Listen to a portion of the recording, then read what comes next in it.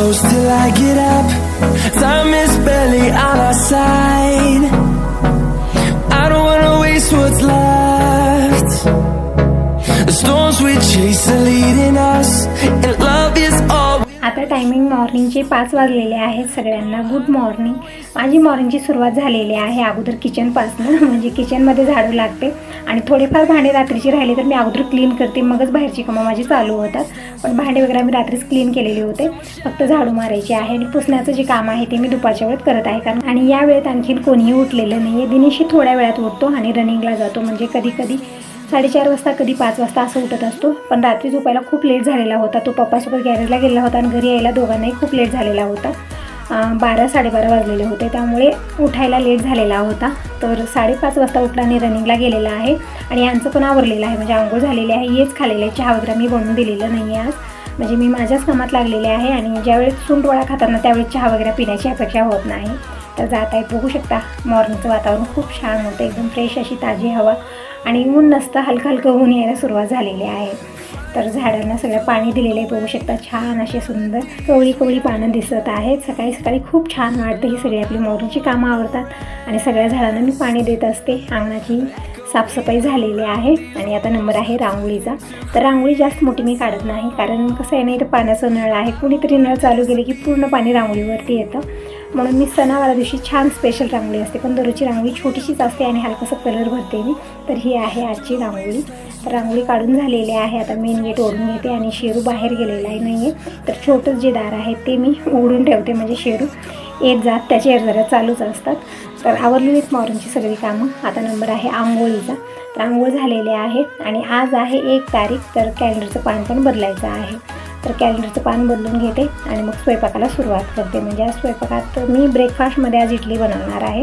म्हणजे विचार करते, खूप सारे ऑप्शन आहेत. खूप सारे ऑप्शन असले तरी पण विचार असतो आपल्याला की ह्यामधलं कुठलं करायचं. टायमिंग बघू शकता, सकाळचे 6:45 वाजलेले आहेत. सगळी मॉर्निंगची कामं आवरलेली आहेत. आता नंबर आहे स्वयंपाकाचा, देवपूजा. हे ती खूप सारी कामं आपली होऊन जातात सकाळच्या वेळेमध्ये. जे आंघोळीच्या अगोदरची असते, झाडणं पुसणं हे सगळं झालं. झाडाला पाणी देणं, रांगोळी काढणं, ही सगळी कामं आवरलेली आहेत. आणि आजचा वार शनिवार आहे. तारीख आहे 1 जून. कॅलेंडरचं पान पण बदललं, म्हणजे हा महिन्याचा आजचा पहिला दिवस आहे. तर चला पटकन किचनमध्ये सुरुवात करूया. आज विचार करताय काहीतरी नाश्त्यामध्ये वेगळी रेसिपी करूया. रोज तेच होत आहे. तर इडली, मेथीची भाजी ठेवलेली आहे, परत ब्रेड ठेवलेले आहे, ब्रेड सँडविच. यामध्ये 3 ऑप्शन आहे, त्यामध्ये कुठलं तरी एक मी बनवणार आहे. चला मग किचन. तर आज मी ब्रेकफास्टमध्ये रवा इडली बनवणार आहे. खूप झटपट बनते. अर्ध्या तासामध्ये ही इडली आणि चटणी बनवून तयार होते. जसं आपण मिक्स डाळ तांदूळ इडली बनवतो, त्यासाठी जे आहे ना प्रोसेसिंग आदल्या दिवशीपासून सुरू होते आपली. म्हणजे डाळ तांदूळ भिजत घालायचं 8 तास, मग नंतर मिक्सरला वाटून घ्यायचं. मग ते जे बेटर असतं ते परत आपल्याला रात्रभर झाकून ठेवायचं असतं, तेव्हा ते व्यवस्थित फुललं जातं आणि दुसऱ्या दिवशी आपल्याला इडली असो आप्पे असो परफेक्ट बनतात. पण हे जे रवा इडली मी बनवत आहे यामध्ये फक्त अर्धा तास लागतो, आपल्याला जास्त वेळ लागणार नाही. एकदम टेस्टी नाश्ता बनून तयार होतो. तर सगळे पातेले मी वरच्या साईडला ठेवलेले आहेत. तर इकडे चहाचं पातेलं घेतलेलं आहे आणि 2 छोटे भांडे घेतलेले आहेत मोठ्या साईजचे. म्हणजे आपल्याला तर रवा इडली बनवायची आहे सगळी तयारी करण्यासाठी. आणि अगोदर मी इकडे चहा बनवून घेते. तर दूध तर आणखीन आलेलं नाही आहे. दूध आल्यानंतर मी दुधाचा चहा पित नाही आहे, बिन दुधाचा चहा बनत असतो. तर इकडे लिंबूची आणि पुदिन्याची पानं टाकून मी हा चहा बनवते. डिकाशन चहा खूप छान असतो, टेस्टला तर छान असतो. परत आपल्याला दुधाची गरज वाटणार नाही. ज्यांना पिताचा प्रॉब्लेम आहे माझ्यासारखा, तर त्यांनी तर सकाळच्या वेळेमध्ये हा चहा घेणं खूप गरजेचं आहे. म्हणजे खूप बऱ्यापैकी आपल्याला आराम भेटतो पितामध्ये. तर इकडं मी ठेवलेला आहे चहा बनत. चहा पावडर, साखर, परत मी तर लमचा चहापत्ती असते ना ते पण टाकत असते. त्याचा पण टेस्ट खूप छान असतो, अधूनमधून मी टाकत असते. तर इकडं बाहेर कुंड्यामध्ये मी छोटं पुदिन्याचं जे आहे ना रोपटं लावलेलं आहे. मागलच्या साईडला तर खूप सारा पुदिना आहे, पण आता मागलच्या साईडला जायला तितका वेळ नाही, म्हणजे सकाळी थोडीशी धावपळ आपली होऊन जाते. तर इथल्या इथं कुंड्यामध्ये जे छोटंसं आहे ना त्यामधले मी थोडंसं पान घेतलेले, म्हणजे 3-4 पानं घेतलेले आहेत. आणि शेरूला बघू शकता आराम बसलेला आहे आणि बसण्याची पद्धत थोडीशी अशी आहे शेरूची. तर इकडे पुदिन्याची पानं मी आणून चहामध्ये टाकलेले आहेत. चहा पिऊन झाला आणि आता मी नाश्त्याची तयारी करत आहे. म्हणजे आपल्याला सुजीची म्हणजे रव्याचे जे इडली बनवायची आहे तीच तयारी मी करत आहे. तर इकडं मी आलं घेतलेलं आहे, लसूण 5-6 पाकळ्या मी सोलून घेतलेला आहे.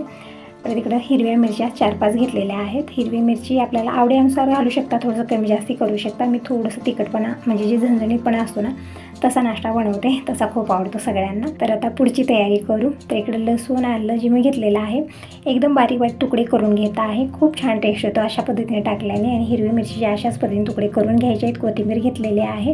परत चटणीसाठी पुदिना लागणारे जे मागल्या साईडला जाऊन मी घेऊन येणार आहे. म्हणजे चहासाठी थोडासा लागणार होता, घेतलेलं होतं, पण चटणीसाठी थोडंसं जास्तच लागणार आहे म्हणून मी मागच्या साईडला जाऊन पुदिना घेऊन येते. आणि इकडं हिरवी मिरची अशाच पद्धतीनं बारीक बारीक आपल्याला कट करून घ्यायची आहे. तर सगळं मी तयारी करून घेतलेली आहे. आता गॅसवरती मी कढई ठेवलेली आहे आणि तिकडच्या बर्नरवर मी डाळ ठेवलेली आहे. म्हणजे दररोज आपल्या घरी वरण भात हे बनतं, तुम्ही कसलाही नाश्ता करा, काहीही करा. त्यामुळे डाळ लावलेली आहे. नंतर निवांत वरण बनवणार आहे. अगोदर मी ब्रेकफास्ट करून घेते. तर कढईमध्ये मी इकडे 2 ते 3 चमचे तूप घेतलेलं आहे. याऐवजी आपण तेल पण घेऊ शकता, पण तुपाचा जे टेस्ट असतो ना छान येतो. तर इकडे 2-3 चमचे तूप घेतलं. त्यामध्ये मी अर्धा चमचा मोहरी घातलेली आहे. मोहरी छान चटकली की यामध्ये लसूण आणि जे आलं आपण तुकडे बनवून ठेवले होते ते टाकलेले आहेत. हिरवी मिरची तुकडे टाकलेले आहेत. परतून घ्यायचा आहे व्यवस्थित. याचा कलर हलकासा चेंज झाला की आपल्याला यामध्ये कढीपत्ता टाकायचा आहे. आणि इथं थोडीशी उडदाची डाळ पण मी टाकत आहे. म्हणजे 1 ते 1.5 चमचा उडीद डाळ टाकलेली आहे. आणखी आपण यामध्ये ड्रायफ्रूटही टाकू शकता आवडीप्रमाणे, काजू वगैरे बारीक तुकडे करून, पण काजू यावेळेस संपलेले आहेत. त्यामुळे मी फक्त इकडं उडदाची डाळ टाकली, परतून घेतलेला आहे. आता टाकूया कढीपत्ता. तर या रेसिपीमध्ये ना कढीपत्त्याचा फ्लेवर खूप छान येतो, तर नक्की ॲड करा. तर इकडे मी थोडासा कढीपत्ता टाकलेला आहे, परतून घ्यायचा आहे. आणि यामध्ये जे आहे ना सुजी म्हणजे रवा टाकायचा आहे आपल्याला. जे रवा आपल्या घरी आहे तो टाकू शकता. म्हणजे थोडाफार मोठा रवा, जे रेग्युलर रवा येतो ना तोच रवा आहे हा. ते घेतलेलं आहे वाटीवर आणि ते टाकायचं आहे आपल्याला. म्हणजे 1 वाटी मी रवा टाकलेला आहे. आणि कमी गॅसवरती आपल्याला छान परतून घ्यायचं आहे. म्हणजे छान खरपूस भाजून घ्यायचा आहे. म्हणजे कलर काही चेंज होणार नाही याचा, पण आपल्याला जसं आपण भाजत गेलो ना, परतत गेलो तर समजेल की हे व्यवस्थित आता भाजलेला आहे. छान असा वास येऊ लागतो. मग त्यावेळेत आपल्याला यामध्ये जे मिश्रण तयार करायचं आहे याचं एक, तर बघू शकता एकदम छान हे रवा जे आहे ना परफेक्ट भाजलेला आहे. आणि आणखीन एक महत्त्वाची टिप्स, आपल्याला जेव्हाही काही गडबडीत इडली वगैरे बनवायचं आहे किंवा उपमा बनवायचा आहे तर अशा पद्धतीने रवा भाजून ठेवायचा. आणि जेव्हाही आपल्याला घाई गडबड आहे मॉर्निंगच्या वेळेमध्ये त्यावेळेत आपल्याला कांदा हिरवी मिरची कट करायचा आणि फोडणी टाकायचं. एकदम छान असा उपमा होऊन तयार होतो. तर इकडे बघू शकता हे रवा पूर्णपणे मी वेगळ्या भांड्यात काढून घेतलेला आहे. आता यामध्ये आपल्याला दही ॲड करायचं आहे. तर इकडे 2 तांबे दह्याचे आहेत. म्हणजे एक दह्याचा तांब्या कालचा आहे आणि एक ताजं दही आहे, म्हणजे रात्री भिजू लावलेलं. तर ताजं दहीच आपल्याला यामध्ये टाकायचं आहे. दूध पण आलेलं आहे. म्हणजे दिनेश दूध आणून ठेवला आणि मागच्या साईडला फुलं आणण्यासाठी गेलेला होता, कारण थोड्या वेळानं फुलं बघावं तर एकही राहीना, तिथं सगळ्या ताई घेऊन जातात. आणि हवा पण खूप भयानक आहे, बघितलं तुम्ही गेट धनाधन आपटत होतं. तर कढी लावलेली आहे. तर इकडं दूध अगोदर मी गरम करायला ठेवलेलं आहे आणि बेटर बनवून घेऊया. आणि जे थोडाफार रवा मी ठेवलेला होता ते पण परत डब्यात टाकलेलं आहे, कारण असं तसं ठेवलं की मग सांडा लावणा होतो. तर पटकन डब्यात टाकून ठेवलेला आहे. म्हणजे किचनची ना एकदम छोटी छोटी गोष्टी असतात, पण ते वेळेत करणं गरजेचं आहे, नाही तर काय होतं आपलं काम वाढतं. तर इकडे मी दही घेतलेलं आहे, बघू शकता एकदम छान असं फ्रेश दही आहे. रात्रीच मी भिजू लावलेलं आहे, ताजं दही आहे. म्हणजे जास्त आंबट दही असलं तर थोडंफार घ्यायचं आपल्याला, अर्धीच वाटी. तर इथं मी ताजं दही आहे त्यामुळे 1 वाटी पूर्ण दही घेतलेलं. म्हणजे त्याच वाटीने मी रवा घेतलेला होता आणि त्याच वाटीने 1 वाटी दही घेतलं.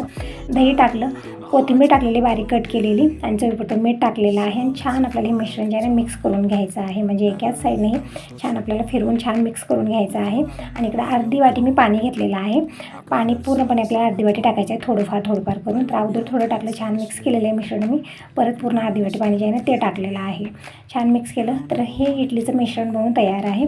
तर 15 ते 20 मिनिट आपल्याला झाकून ठेवायचं आहे. तोपर्यंत मी बाकीची कामं आवरून घेते. म्हणजे चटणीची तयारी करायची आहे.